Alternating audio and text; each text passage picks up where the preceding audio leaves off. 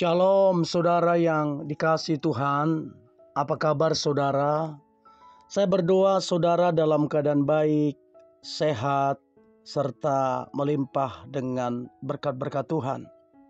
Firman Tuhan datang kepada kita, hidup dalam firman Tuhan. Sebelumnya mari kita berdoa. Tuhan Yesus yang baik, kami berterima kasih atas kasih-Mu. Kami ada hingga hari ini. Tuhan, ajari kami agar kami hidup di dalam firman-Mu. Dan hari ini kami mau merenungkan firman-Mu, urapi kami. Agar kami mengerti firman-Mu, terlebih kami menjadi pelaku firman-Mu. Di dalam nama Tuhan Yesus kami dengarkan firman-Mu. Haleluya. Amin. Hidup dalam firman Tuhan. Amsal pasal 3 ayatnya yang ke-6 berkata, "Akuilah dia dalam segala lakumu, maka ia akan meluruskan jalanmu." Saudara, firman Tuhan itu kekuatan bagi kita. Firman Tuhan adalah kebenaran. Perasaan kita bisa salah, pemikiran kita bisa salah, keputusan kita bisa salah. Namun firman Tuhan tidak pernah salah. Sebab firman adalah kebenaran. Artinya berbahagialah mereka yang hidup karena firman, dituntun oleh firman dan dikuasai oleh firman. Sebab hidup mereka akan berkemenangan, diberkati, dan hidup mereka luar biasa di dalam kehidupan ini. Firman Tuhan atau Alkitab berisi dua hal. Pertama, apa yang Tuhan mau lakukan untuk kita, anak-anaknya. Dan yang kedua, apa yang Tuhan mau kita lakukan untuk Tuhan. Jadi ini dua hal yang berbeda. Apa yang Tuhan mau kita lakukan, apa yang Tuhan mau lakukan untuk kita, dan apa yang Tuhan mau kita lakukan untuk Tuhan. Nah, yang perlu kita renungkan adalah apa yang kita lakukan untuk Tuhan. Kerinduan kita tentunya dapat melakukan kehendak Tuhan. Ada berkat dalam ketaatan melakukan firman Tuhan. Namun faktanya, realitanya, kita sering gagal untuk menjadi taat. Bahkan kita sering juga gagal untuk melakukan hal-hal yang sesuai dengan maunya Tuhan. Segala sesuatu yang kita lakukan di luar kehendak Tuhan, maka ada akibatnya. Dan ini sifatnya akan sangat merugikan. Nah, kalau kita belajar dari pengalaman Yunus ketika dia menyesal lari dari panggilan Tuhan. Yunus 2 ayat yang kedua. "Dalam kesusahanku aku berseru kepada Tuhan, dan Ia menjawab aku. Dari tengah-tengah dunia orang mati, aku berteriak, dan Engkau dengarkan suaraku."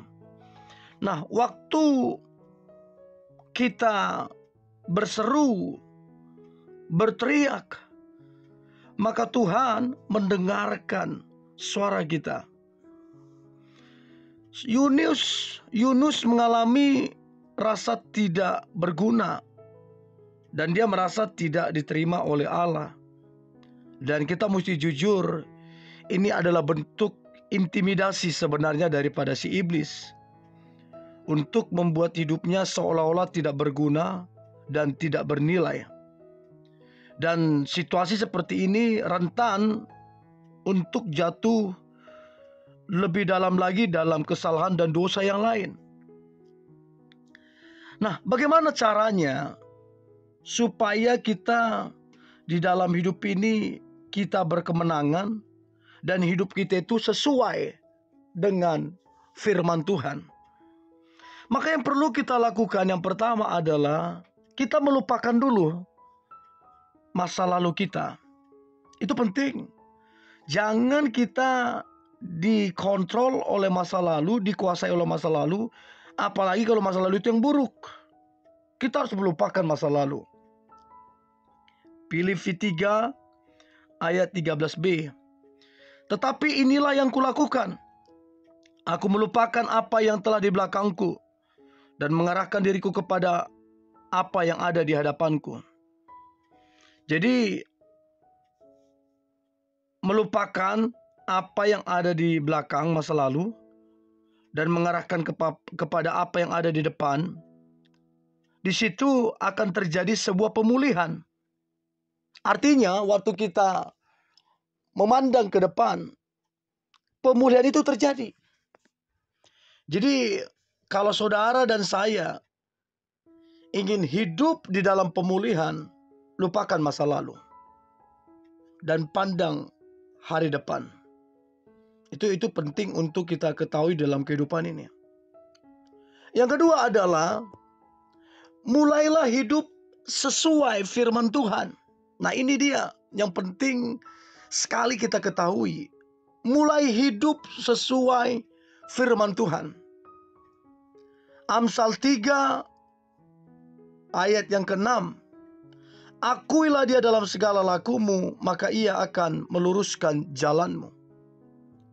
Langkah selanjutnya adalah menjalani kehidupan yang dipulihkan Tuhan di dalam sesuai dengan firman Tuhan.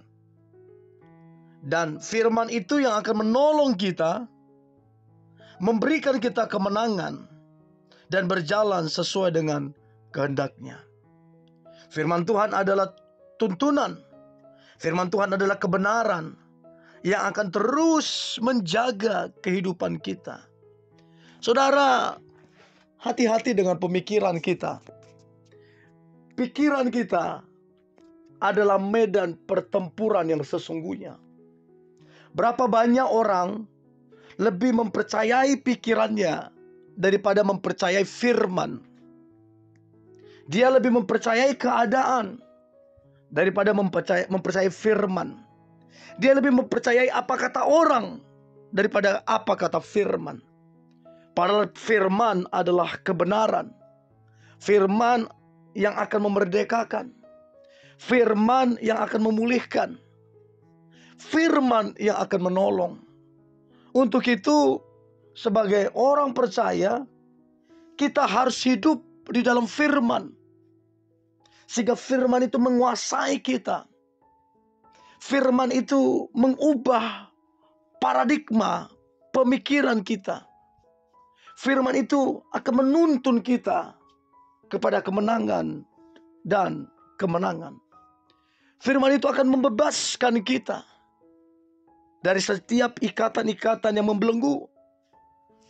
Firman itu akan meneguhkan bahwa kita ini adalah anak-anak Allah. Bahkan firman itu akan membawa terobosan-terobosan di dalam kehidupan kita. Hiduplah di dalam firman, sebab firman adalah kebutuhan kita. Dan aku percaya setiap saudara yang mendengarkan ini, saudara adalah orang-orang yang hidup dan dipenuhi oleh firman Tuhan. Dan saya percaya saudara adalah orang-orang yang berkemenangan karena dikuasai firman. Mari kita berdoa. Terima kasih Tuhan Yesus. Kami bersyukur untuk firman-Mu.